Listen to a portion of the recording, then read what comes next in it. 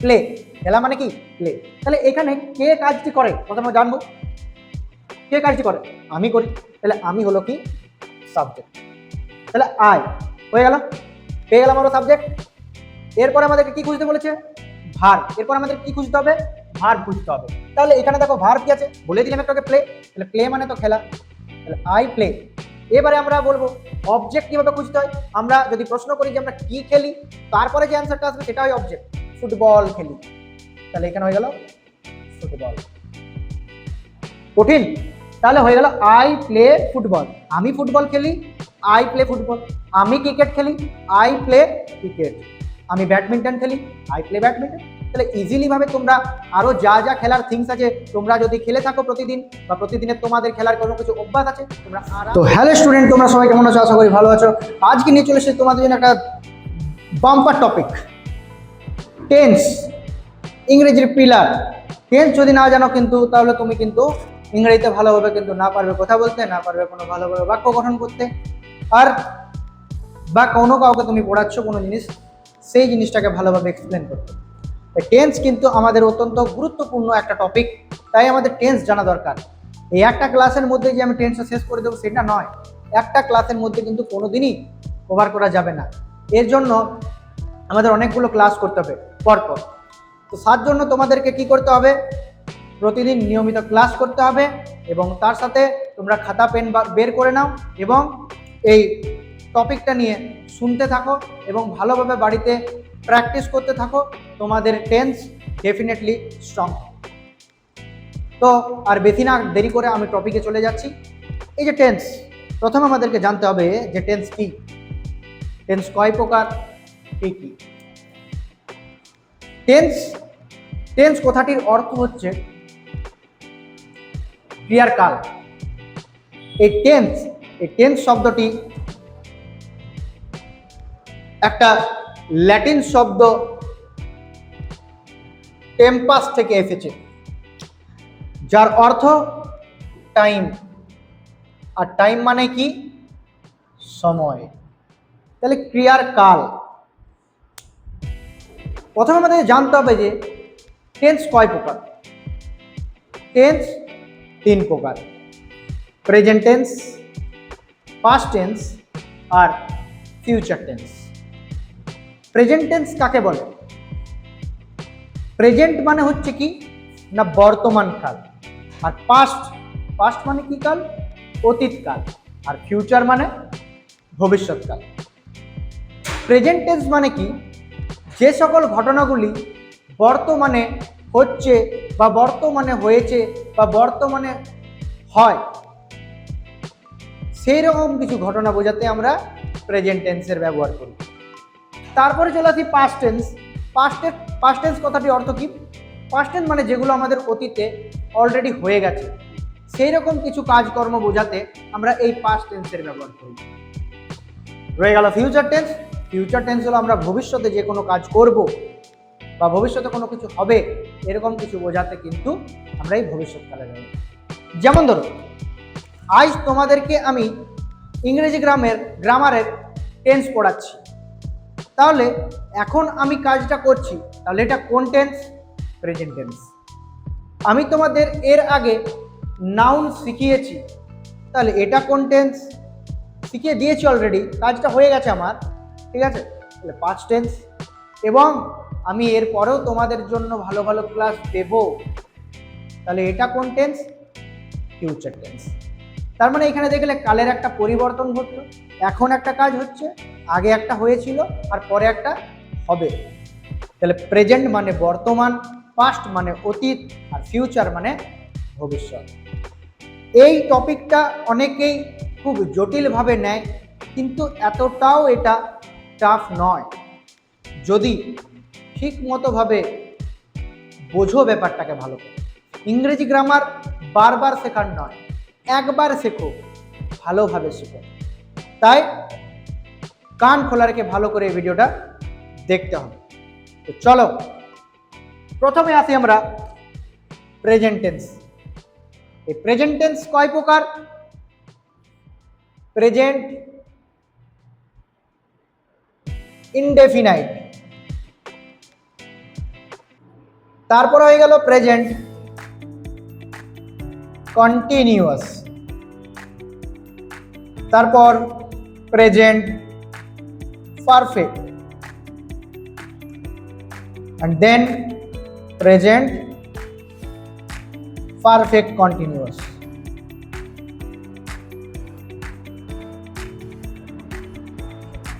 তাহলে কি বললাম, প্রেজেন্ট টেন্সকে আবার কয় ভাগে ভাগ করা হয়?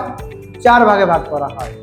Present indefinite, present continuous, present perfect, present perfect continuous. এই প্রেজেন্ট ইনডিফিনাইটকে আমরা বলতে পারি সিম্পল প্রেজেন্ট টেন্স বলতেও পারি। ঠিক আছে, অনেকে ভাবে সিম্পল প্রেজেন্ট বললো না, সিম্পল প্রেজেন্ট সাধারণ বর্তমান। তো আমরা এই প্রেজেন্ট টেন্সেরই 4টে যে ভাগ আছে সেটাকে একদিনের একটা ক্লাসে কভার করা যাবে না, শুধুমাত্র আমরা প্রেজেন্ট ইনডেফিনাইটটাকে নিয়ে আজকে জানবো। প্রেজেন্ট ইনডেফিনাইট টেন্স কি? যেগুলো তোমার প্রতিদিনের হ্যাবিট, প্রতিদিনের অভ্যাসগত কাজ কিছু রয়েছে, যেমন আমি ঘুমাই, আমি পড়াই, আমি খাই, আমি স্নান করি, আমরা স্কুলে যাই। ঠিক আছে, এই যে প্রতিদিনের কিছু হ্যাবিট, তুমি সকাল থেকে রাত পর্যন্ত যে সকল কাজকর্মগুলো করে থাকো সেগুলো কিছু সাধারণ কাজ, আর যেগুলি বর্তমানেই ঘটে, সাধারণ কিছু কাজ করা বোঝাচ্ছে, যেগুলি তোমার ডেলি হ্যাবিট। আর কি, যেগুলো রয়েছে ইউনিভার্সাল ট্রুথ, মানে চিরন্তন সত্য, যা কখনো বদলানো যায় না। যেমন সূর্য পূর্ব দিকে ওঠে, জল 0 ডিগ্রি সেন্টিগ্রেডে জমাট বাঁধে, গাছ আমাদের অক্সিজেন দেয়, গরু আমাদের দুধ দেয়। এগুলো কিন্তু সবই চিরন্তন সত্য, যা কখনো বদলানো যায় না। তাহলে এখান থেকে আমরা সংজ্ঞাটা কি বুঝতে পারলাম? খাতার মধ্যে লিখে নাও। যে সকল কাজগুলি আমাদের প্রতিদিনের করতে হয় বা প্রতিদিনের অভ্যাস এবং যা চিরন্তন সত্য, কখনো বদলানো যায় না, তখন তাকে আমরা কি বলবো? প্রেজেন্ট ইনডেফিনাইট টেন্স বা সিম্পল প্রেজেন্ট টেন্স। এই সিম্পল প্রেজেন্ট টেন্সের যখন আমি উদাহরণ দিয়ে তোমাদেরকে বোঝাবো, তখন একদম জলের মতো এই জিনিসটা ক্লিয়ার হয়ে যাবে। তো চলো উদাহরণগুলো দেখে নিই। এর জন্য যে কোনো একটা স্ট্রাকচারের ব্যবহার হয়, সেই স্ট্রাকচারটাকে ভালোভাবে বুঝে নিই। তো এবার আমরা জানতে চলেছি যে present indefinite tense. Present indefinite tense কাকে বলে? এর আগে তোমাদেরকে বললাম, প্রতিদিনের অভ্যাস বা চিরন্তন সত্য বা যা কখনো বদলানো যায় না, এই ধরনের কাজ বোঝাতে এই টেন্সের ব্যবহার হয়। তো এই জন্য এই প্রেজেন্ট টেন্সে, প্রেজেন্ট ইনডিফিনাইট টেন্স করতে গেলে আমাদেরকে একটা স্ট্রাকচার ফলো করতে হবে। সেটা হচ্ছে কি? Subject, verb and object. ভার্বের কত নম্বর ফর্ম বসবে? ভার্বের V1। ঠিক আছে, এই টেন্স করতে গেলে কিন্তু তোমাদের ভার্বের V1, V2, V3, V4, V5 সব জানতে হবে। ঠিক আছে, তো সেগুলো নিয়ে পরে ক্লাস হবে। তো চলো একটা বাক্য লিখছি।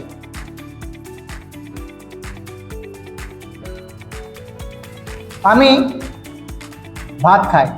যে প্রশ্নটা আমাকে ধরেছিল সেই প্রশ্নটা দিয়ে শুরু করি। আমি ভাত খাই, এটাকে ট্রান্সলেট করব আমরা। দেখো, এটা আমাদের কিন্তু প্রতিদিনের অভ্যাস, আমরা রোজ ভাত খাই, তার জন্য আমি লিখলাম আমি ভাত খাই। এখানে প্রথমে আমাদেরকে স্ট্রাকচার কি বলছে? আমাকে সাবজেক্ট খুঁজতে হবে। তাহলে আমরা সাবজেক্ট কিভাবে জানতে পারবো যে সেন্টেন্সের মধ্যে কোনটা সাবজেক্ট? এখানে দেখো, খায়, খাওয়াটা কি করে? একটা কাজ করে, আর কাজ করা মানে ভার্ব। তাহলে এই ভার্বটাকে আমরা প্রশ্ন করব যে কে ভাত খায়? কে ভাত খায়? অ্যান্সারে কি আসছে? আমি ভাত খাই। তাহলে এই যে আমিটা হলো কি? বাক্যের সাবজেক্ট বা কর্তা। তাহলে যে কাজটি করে তাকে কি বলা হয়? কর্তা। তাহলে এইখানে কাজটি কে করছে? মানে কে ভাত খায়? আমি ভাত খাই। তাহলে আমিকে ইংরেজিতে কি বলে? আই মানে আমি।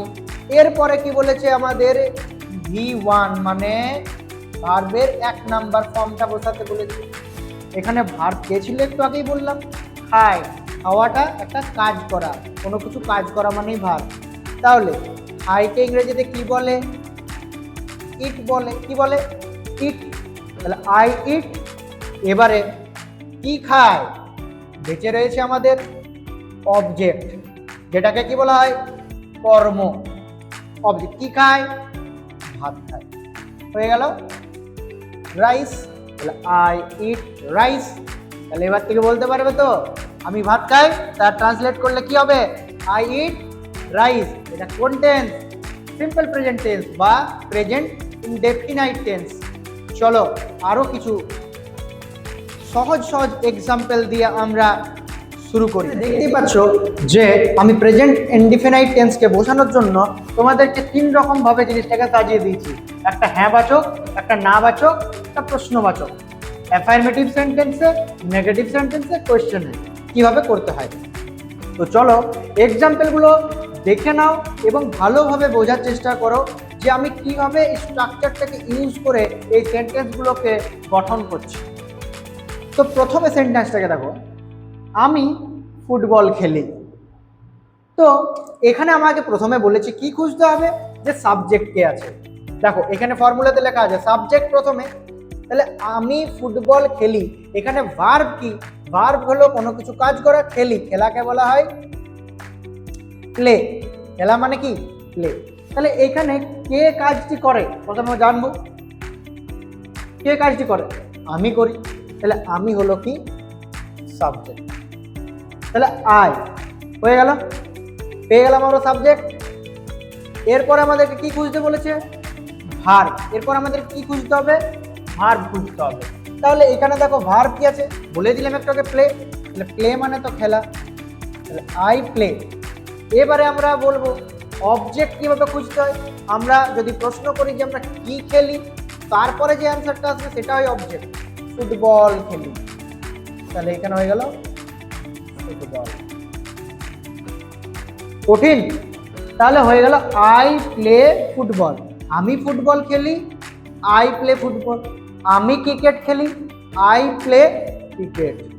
আমি ব্যাডমিন্টন খেলি, আই প্লে ব্যাডমিন্টন। তাহলে ইজিলি ভাবে তোমরা আরো যা যা খেলার থিংস আছে তোমরা যদি খেলে থাকো প্রতিদিন বা প্রতিদিনের তোমাদের খেলার কোনো কিছু অভ্যাস আছে, তোমরা আরামসে ট্রান্সলেট করতে পারবে। এরপর দেখো সে ফুটবল খেলে। তাহলে এখানে দেখো কি লাগাবো? কি লাগালাম। তারপরে দেখো এখানে আমাদেরকে কি খুঁজতে হবে? ভার্ব। খেলে, খেলাকে কি বলা হয়? প্লে। একটু আগে জানতে পারলে। বি বা সি কোনো একটা হবে। মেয়েদের ক্ষেত্রে সি হতো আর ছেলেদের ক্ষেত্রে হি। আচ্ছা কি হল তাহলে এখানে? হি প্লে। এখানে কি লেখা আছে? হি প্লে ফুটবল।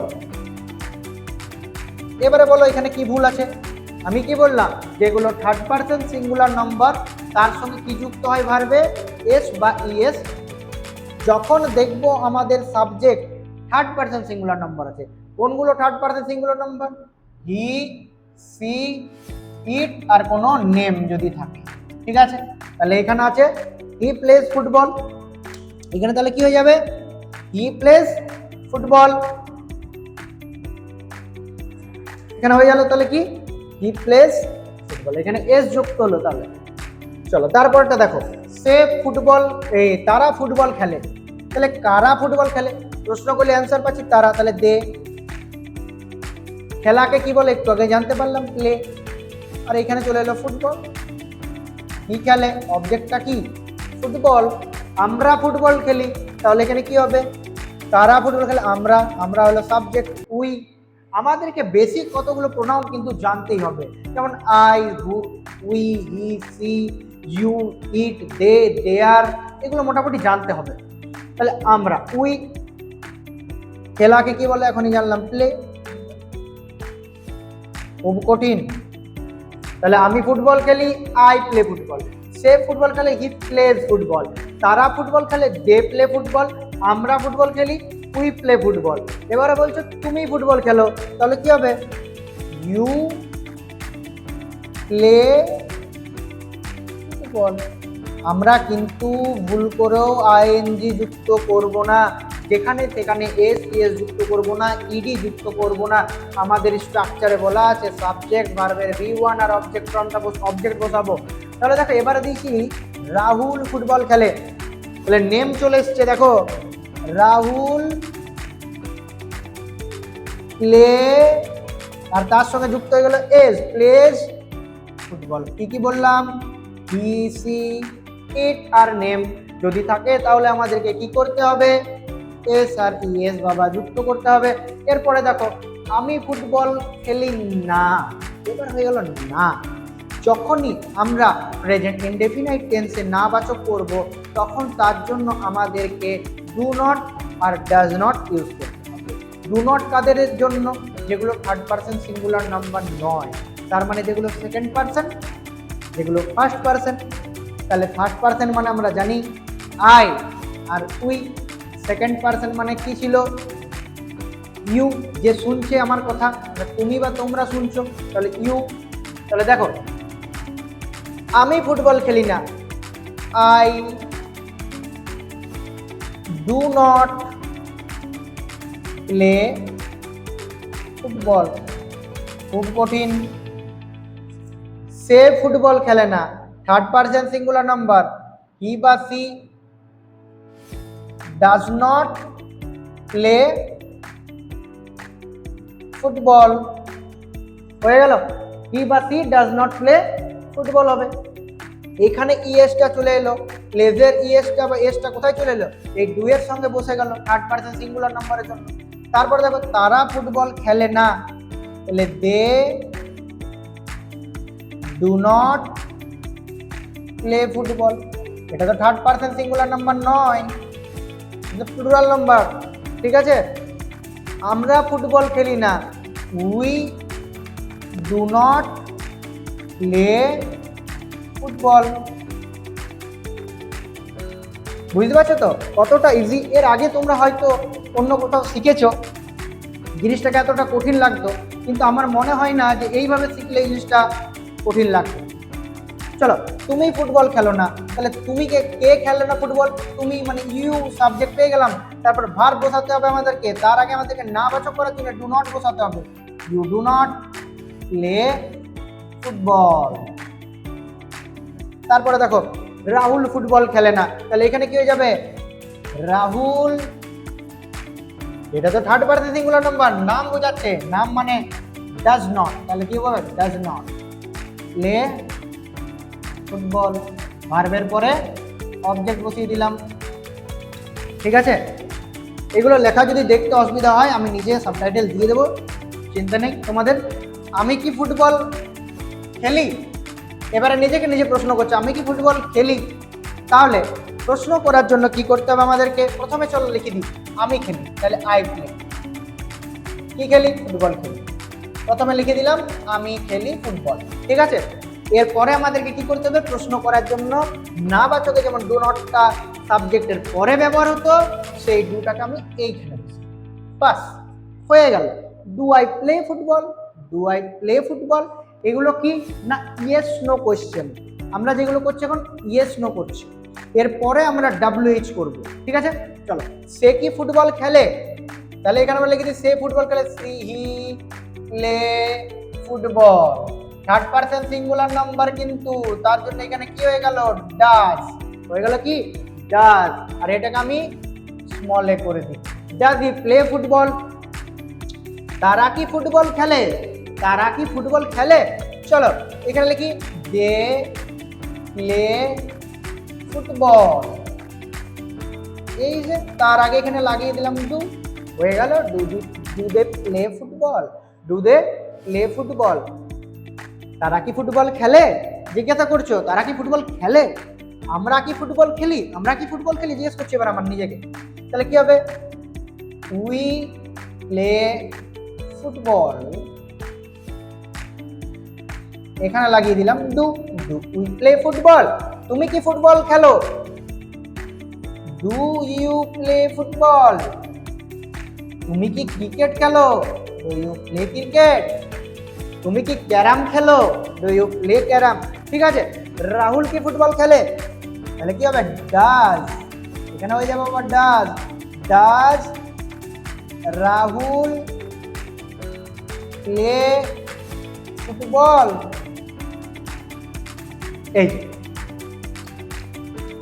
এই রকম ভাবে তোমরা বাড়িতে প্র্যাকটিস করো। আজকের ভিডিওটা কিন্তু এখানে শেষ হলো। তো ভিডিওটা শেষ করার আগে আমি কয়েকটা কথা বলতে চাই। দেখো, গ্রামার তোমরা কিন্তু বারবার শিখবে না, আমি বারবার বলছি একবারই শিখবে। হ্যাঁ, বিভিন্ন স্যারের কাছে তোমরা বিভিন্ন রকমভাবে হয়তো শিখে থেকেছো এরকম জিনিস, কিন্তু আমার মনে হয় যে গ্রামার একবার শেখো, ভালোভাবে শেখো। আর এই যে গ্রামার আমি তোমাদেরকে যে প্রেজেন্ট টেন্সটা করিয়ে দিলাম, সিম্পল প্রেজেন্ট টেন্সটা আজকে যে পড়ালাম, এটা করে নিলে হবে না। এটা তুমি কিছুদিন পর আবার সেই ফর্মুলাটা ভুলে যাবে। তার জন্য তোমাদেরকে কি করতে হবে, এটাকে ভালোভাবে কিন্তু বাড়িতে প্র্যাকটিস করতে হবে। এবং বিভিন্ন যে গ্রামারের বইগুলো রয়েছে, সেই গ্রামারের থেকে বিভিন্ন ট্রান্সলেট করতে দেওয়া থাকে, বাংলায় দেওয়া থাকে, সেগুলোকে ইংরাজিতে অনুবাদ করো, লেখা থাকে, সেগুলো তোমরা প্র্যাকটিস করো। টেন্স রিলেটেড এবারে প্রেজেন্ট ইনডেফিনাইট কিছু প্রশ্ন সলভ করো, তারপরে দেখবে কিন্তু তোমাদের এগুলো আরও ইমপ্রুভ হচ্ছে। তো আজকের ভিডিওটা যদি ভালো লেগে থাকে তাহলে অবশ্যই একটা লাইক করে দিও এবং কমেন্ট করে জানাবে যে কেমন হয়েছে। এরপরে আমি তোমাদের জন্য আরও ভালো ভালো ভিডিও আনবো।